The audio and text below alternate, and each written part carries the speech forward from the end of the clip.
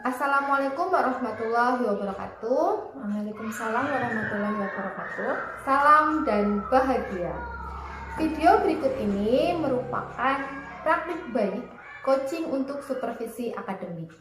Dalam kegiatan supervisi ada 3 tahapan. Yang pertama adalah pra-observasi, lalu observasi, dan pasca observasi. Pada kesempatan kali ini saya akan melakukan coaching supervisi akademik dengan rekan sejawat saya, yaitu Ibu Rose Ade Kartika. Pertama yaitu tahapan pra-observasi. Silakan Ibu memperkenalkan diri. Baik, terima kasih untuk waktunya. Perkenalkan, saya Rose Ade Kartika. Saya saat ini mengajar di kelas 3 di SD Negeri Serang 01. Baik, pada kesempatan kali ini saya akan melakukan supervisi akademik ya Ibu ya, dalam kegiatan pra-observasi. Apakah Ibu punya kesempatan dan waktu? Baik, terima kasih. Untuk saat ini saya jam kosong, jadi saya punya waktu untuk melakukan kegiatan ini. Ya, baik Ibu. Di sini kita akan ngobrol sedikit-sedikit ya Bu ya. Membicarakan tentang supervisi akademik yang akan kita laksanakan nantinya seperti itu. Jadi supervisi akademik itu dibagi menjadi 3 ya Bu ya, 3 tahapan. Yang pertama adalah pra-observasi, lalu observasi, yang terakhir ada pasca observasi seperti itu.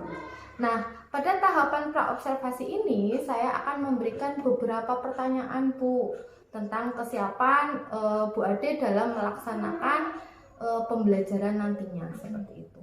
Nah, tujuan dari supervisi akademik ini adalah menggali potensi diri dari ibu sendiri dengan siswa seperti itu. Lalu serta kompetensi pembelajaran di kelas Bu Ade yang nantinya akan dikembangkan dalam pembelajaran seperti itu. Nah, yang pertama yang akan saya tanyakan ya Bu ya, apa sih tujuan pembelajaran yang akan Ibu sampaikan dalam observasi nanti seperti itu? Baik Bu, jadi pada observasi nanti saya masuk bab baru yaitu tentang bangun data dan ya khususnya untuk materi lingkaran. Nah, jadi tujuan pembelajarannya yaitu siswa dapat memahami bangun datar dan juga ciri-ciri dari bangun datar seperti itu. Ya baik Ibu, jadi nanti dalam pembelajaran Bu Ade ada 2 tujuan pembelajaran ya. Yang pertama adalah tentang macam-macam bangun datar, lalu tentang sifat atau ciri-ciri bangun datar. Jadi nanti ada 2 indikator pembelajaran yang akan Ibu capai seperti itu. Nah, bagaimana sih pembelajaran Bu Ade sebelumnya dan kira-kira pengembangan apa yang akan Ibu laksanakan nantinya seperti itu?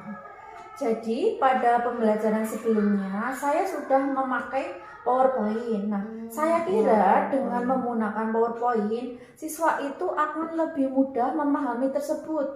Tapi ketika saya melakukan evaluasi ternyata nilainya itu masih ada beberapa siswa itu yang di bawah KKM, jadi belum semuanya itu belum di atas KKM seperti itu.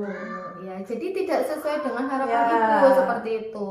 Menurut Bu Ade itu Kira-kira kenapa hal itu bisa terjadi, Bu? Nah, mungkin ya karena saya masih menggunakan PowerPoint dan pembelajarannya belum berpusat pada siswa, jadi nilai mereka itu kurang baik. Mungkin perlu ditambah yang lain begitu Bu, agar siswa lebih memahami materinya kembali atau lebih memahami.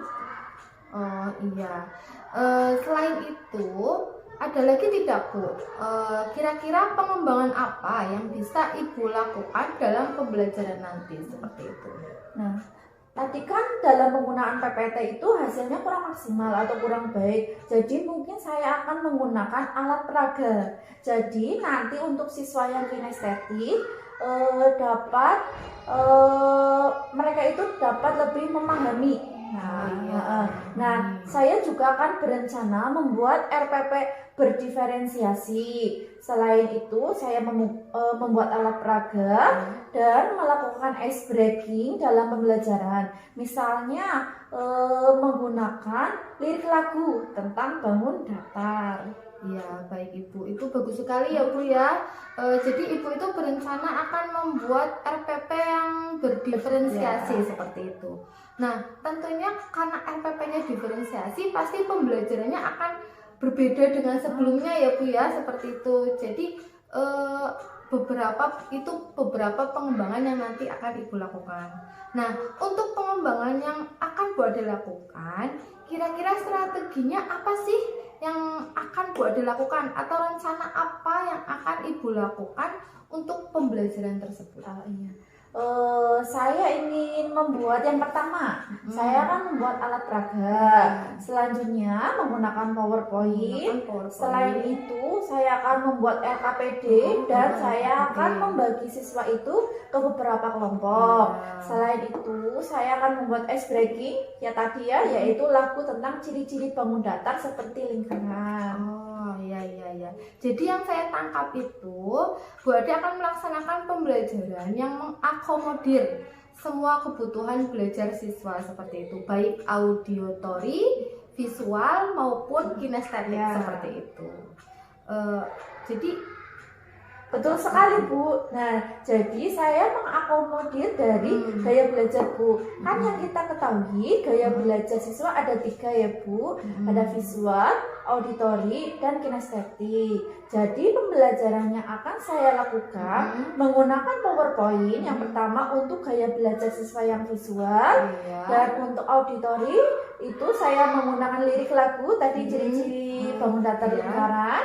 Dan untuk kinestetiknya, saya menggunakan alat peraga supaya siswa itu dapat memegang langsung alat peraga tersebut. Iya, jadi pembelajaran yang akan dilakukan nanti itu sudah berpusat pada siswa ya Bu ya. Betul. Semua gaya belajar dan minat serta kegemaran itu sudah tercover semua dalam pembelajaran yang akan Ibu laksanakan. Nah, dalam melaksanakan rencana pembelajaran ini, kira-kira Bu Ade melibatkan rekan sejawat atau tidak? Oh, jelas itu Bu. Nah, selain itu saya akan membuat alat peraga di tengah saya tidak mengajar atau jam kosong. Nah, nanti saya akan meminta rekan sejawat untuk membantu saya membuat alat peraga tersebut. Oh iya, bagus sekali. Jadi tetap ada kolaborasi ya Bu ya, dengan rekan sejawat di sekolah tentunya, pastinya dalam pembelajaran MTK nanti seperti itu.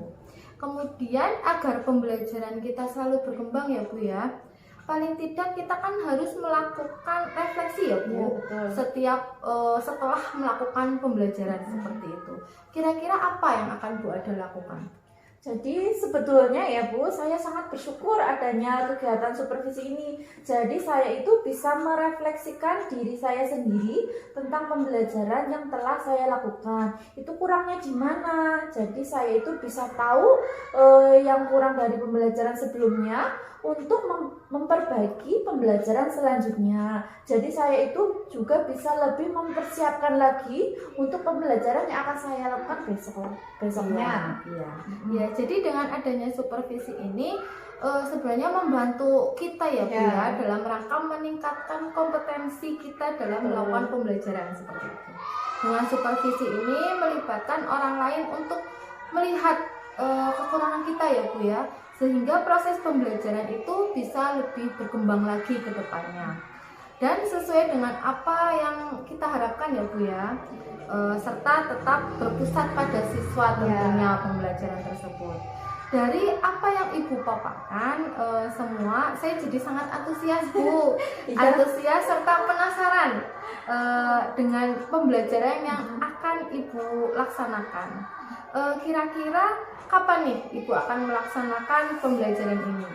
Rencananya ya Bu, saya akan melakukan pembelajaran ini yang tadi saya paparkan di awal tahun pembelajaran, sesuai dengan jadwal pembelajaran di kelas 3 besok. Iya, baik ya Bu. Insya Allah nanti saya akan melaksanakan observasi lagi saat Ibu melakukan pembelajaran seperti itu. Mudah-mudahan kegiatan observasi yang akan kita lakukan nanti lancar ya Bu ya, amin. Lancar sesuai dengan rencana pembelajaran dan juga sesuai dengan apa yang kita harapkan semua seperti itu. Dan nanti kita juga akan berbincang-bincang lagi ya Bu setelah melaksanakan observasi. Nanti ada kegiatan observasi, setelah itu ada kegiatan pasca observasi. Nanti kita bincang-bincang lagi seperti itu. Baik Bu Ade, terima kasih atas waktunya. Mohon maaf mengganggu istirahatnya ya Bu ya, dan sampai bertemu di kegiatan selanjutnya. Sama-sama, saya juga terima kasih ya Bu. Ya, terima kasih. Kasih semuanya. Cukup. Tapi